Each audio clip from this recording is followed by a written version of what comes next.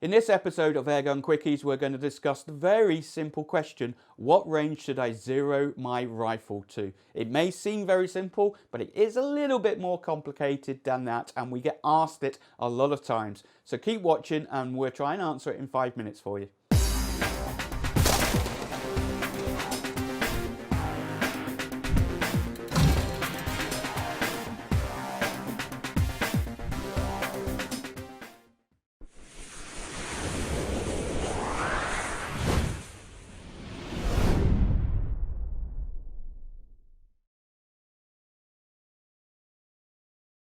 Hi there YouTubers, and welcome to another episode of Airgun Quickies. And this series of videos we try to pick one question and answer it in 5 minutes. It's mainly aimed at the newcomers to the sport. However, some of you more experienced people may like to contribute by leaving comments down in the video discussion down below. And also for you guys that are new here, hit that subscribe button, check out our other videos in the series, and don't forget to check out the YouTube video descriptions. In there is a whole load of information, Facebook groups and forums that can help you out. But straight on to the question is, what range should I zero my scope to? We get asked it a lot of times. And I'm going to really say, to start off with, let's break it into two parts. The first part is, if you've got a brand new scope on a rifle and you've never zeroed it before, the amount of times I see people spending hours trying to hit a target at 35 meters, twisting the turrets left and right, and the pellets are going all over the place. They have no idea where it's going. Well, that's dangerous, because you should always make sure that you know where your pellet's going with a good backstop. So number one is, when you first set your scope up on your rifle, set out a target at 15 meters with a good backstop, and use that 15 meters to get a rough zero of the rifle and the scope, so that at the end of the day, when you then move out a distance, that pellet then will spread and you've already homed it into the center point. So number one, 15 meters zeroed there to start off with if it's a brand new rifle and brand new scope combination. And then number two, what distance did you zero to? Well, this comes down to, where do you normally shoot? So let's take the very simple example. If you're shooting in your backyard at 25 meters, and that is where 99% of the time you're doing your target shooting, then it makes absolute perfect sense to zero at 25 meters. And if you don't know how to do that, check my videos up here, and it all talks about setting scopes up and how to zero up. If you're a hunter, it's a little bit more complicated. What you've got to really do is look at where your midpoint of your shooting will be. So if you're shooting round farms and you're taking rats from 20 meters to 40 meters, it makes sense to zero at 30 meters, the midpoint. If you're at 30 meters to 60 meters, then probably 45 meters will be a good 0 point.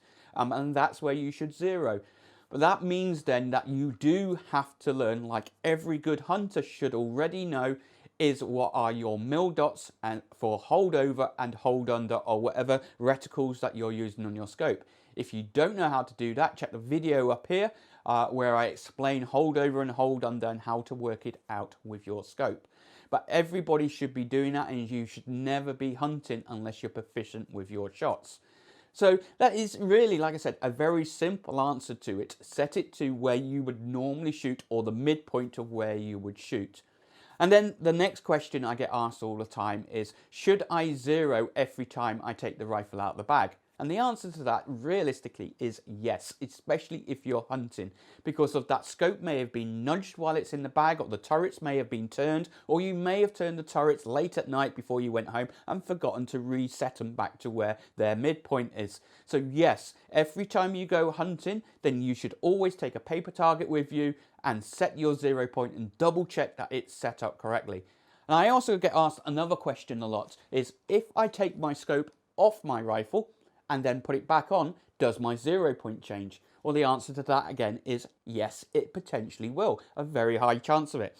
Now, if your rifle has Picatinny mounts like this FX Impact does, if you remember which groove that your scope goes on, then it will be pretty close when you put it back. But back to the same thing again. Always recheck your 0 before shooting. Number one, so you know where your pellets are going, they're going safe. And number two, if you're hunting, you've got confidence that your 0 is set correctly, therefore your pellet will hit that quarry nice and successfully every single time. So, like I said, 5 minutes. Hopefully we've answered that. A relatively simple question. I'd love to know your thoughts down below in the video comments. You more experienced guys, leave any more tips and tricks down there for the newcomers to our hobby. And if any of you guys would like anything else discussing on Airgun Quickies, a topic, a question to be answered in 5 minutes, please leave it down on the video description or in the blog that we've started up over on the Airgunology website.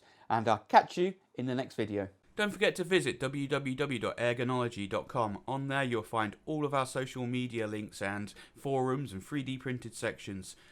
Facebook group is there for you to discuss anything you want to do with air rifles, air pistols and technology. Our dedicated forum where you can buy and sell anything that you want with regards to air rifles and air pistols. As well as our 3D printed section where you'll find the cradles that you can purchase for the chronographs for FX and the ATM ballistic rangefinders.